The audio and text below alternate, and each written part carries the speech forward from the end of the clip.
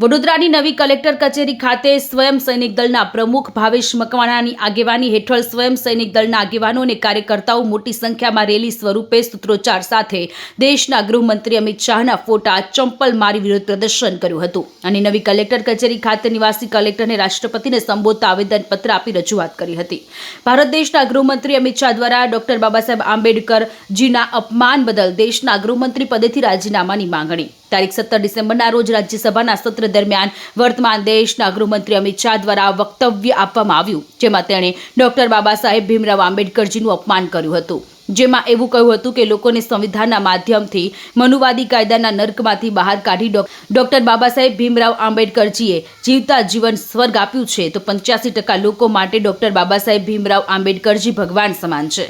Doctor Babasaheb Bhimrao આંબેડકરજીના નામ લેવાથી આત્મસન્માન જળવાય છે, ભગવાનનું નામ લેવાથી મંદિરોમાંથી બહાર કાઢી દેવામાં આવે છે અને અપમાન કરવામાં આવે છે, જેથી આજ રોજ સ્વયં સૈનિક દળના આગેવાનો અને કાર્યકર્તાઓ મોટી સંખ્યામાં રેલી સ્વરૂપે ભારે સૂત્રોચ્ચાર સાથે દેશના ગૃહમંત્રી અમિત શાહના ફોટા ચપ્પલ મારી વિરોધ પ્રદર્શન કર્યું હતું।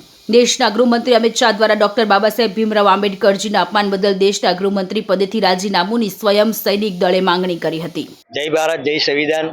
આજ રોજ અમે કલેક્ટરશ્રીને આવેદન આપવા આવ્યા છે।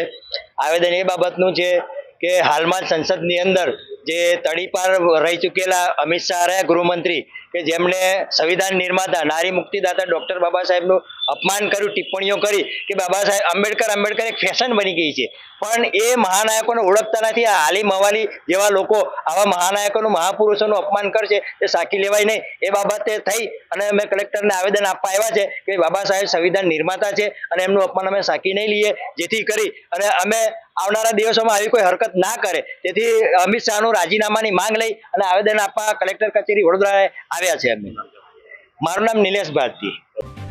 જો તમે આ વિડીયો ફેસબુક પર જોઈ રહ્યા છો તો લાઈક અને ફોલો કરો, અને યુટ્યુબ પર જોઈ રહ્યા છો તો અમારી ચેનલને સબસ્ક્રાઇબ કરો।